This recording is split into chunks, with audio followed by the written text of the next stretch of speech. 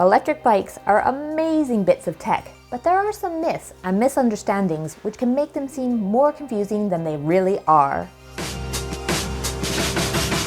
So, in no particular order, Michelle and I are here to let you know the 6 most common myths about electric bikes. And if you have any myths of your own, please let us know in the comments. Our first myth, and probably the most common one we hear, is that e-bikes are cheating. Now, there's no doubt riding an electric road or mountain bike will be easier than riding a regular bike. But quite who you're supposed to be cheating when riding an e-bike, we're not too sure. And if e-bikes are cheating, doesn't that mean all the people who ride regular bikes are cheating those who prefer to walk? Surely that's the most pure and authentic way to travel around. Jokes aside, nobody sets how much effort you need to put into your riding but you. If you want to make it as physically demanding as possible, then great. And if you want to ease the effort with an e-bike, that is also great. The important thing is we're all riding bikes and having fun. In fact, I don't think I've ever seen someone jump on an e-bike and not come back with a smile on their face. So if you're measuring your ride by how much fun you intend to have, then e-bikes come highly recommended. Our second myth is that e-bikes are not safe.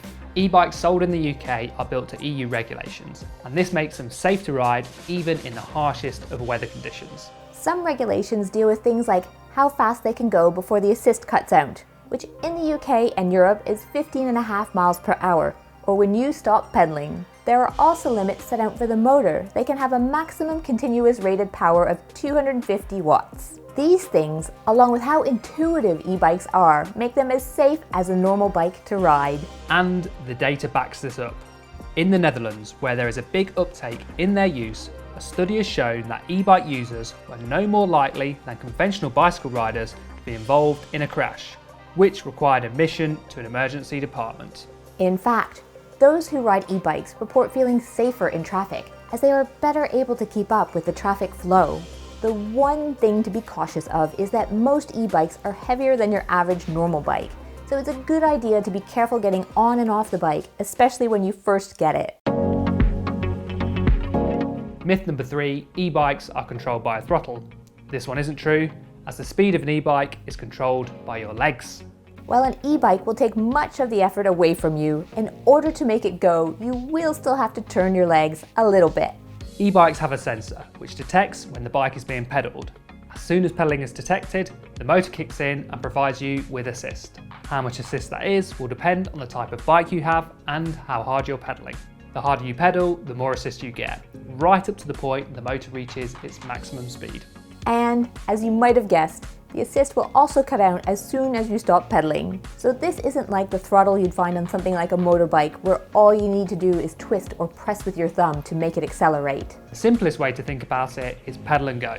The only way you'll get the motor to kick in is by doing a small amount of effort yourself. Myth number 4, e-bikes can't go very far. Just like any emerging technology, early e-bikes were sometimes limited by their range, which no doubt put off potential riders. Fast forward to today, and we now have e-bikes capable of traveling over 100 miles. The Specialized Turbo Vado behind me is a prime example. In its stock form, it has a claimed range of 80 miles. When you add on the range extending battery, that goes up to a whopping 120 miles. Now, as we always say, claim range and real world range are usually very different, with rider weight, ride elevation, road surface, weather conditions, and even what you're wearing all contributing towards reducing your range. So in truth, you'll probably get less than the full 120 miles, but even if you only manage 90, that's still a seriously impressive number, and no doubt will equate to a fantastic day out on your bike. One thing we hear quite a lot is that people think e-bikes are complicated. The reality is quite different.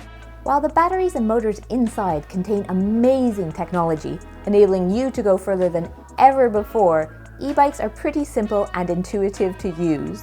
Most have no more than 4 buttons, which will operate things like your modes, turning the motor on and off, your lights, and engaging walking mode. Charging is super easy, with a small port often located somewhere on the frame. Elsewhere, they're very similar to a normal bike, so there's hardly any learning curve if you're making the switch. Where things get a little more involved is with the dedicated apps that come with many e-bikes. They're usually feature-rich, and this, for some, can feel overwhelming when deciding which features you want to use. However, in practice, I found something like the specialised Mission Control app to be nice and straightforward. It's easy to pair and has some real benefits when it comes to getting the most performance from your motor and the most range from your battery. Apps also help with running diagnostics on your bike, which let you know things like the health of your battery. Although, it's worth mentioning that even though e-bikes are really easy to use, it doesn't mean you shouldn't keep up with regular servicing, just like a normal bike. As you'd expect, we'd recommend heading to one of our dedicated pure electric stores, or if you don't have one nearby, then most bike shops that sell e-bikes should be able to help. Our final myth, and possibly a contentious one, e-bikes are expensive. Now, there's no doubt that e-bikes aren't exactly cheap, and £2,850 for this Brompton electric is a significant investment for most. But, and it's a big but, that upfront cost doesn't take into account what an e-bike could save you in the long run. For example, in London, a 2-pass for zones 1 to 4 will set you back £162 a month, which adds up to almost £1,950 a year. Elsewhere in the country, it might be a little less expensive, but the savings will soon add up and your bike will pay for itself. It's worth noting, if your employer is signed up for the Cycle to Work scheme, there are some tax savings to be had when purchasing your e-bike. And the scheme can also help by spreading out your payments. We put a link in the description below for more information on the scheme. There are savings to be had for those who drive as well. And it's not just the obvious one of petrol. It could cost less to insure and maintain a car which travels less miles, and you wouldn't have to pay for parking either.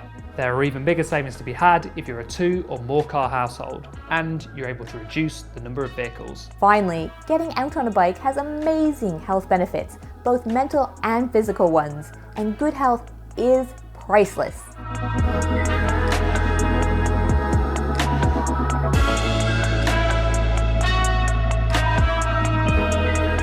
So there are our myths. Hopefully we've cleared some of them up along the way. If you have any suggestions of your own, please leave them in the comments. And finally, thanks for watching. Thanks for watching. Goodbye. Goodbye.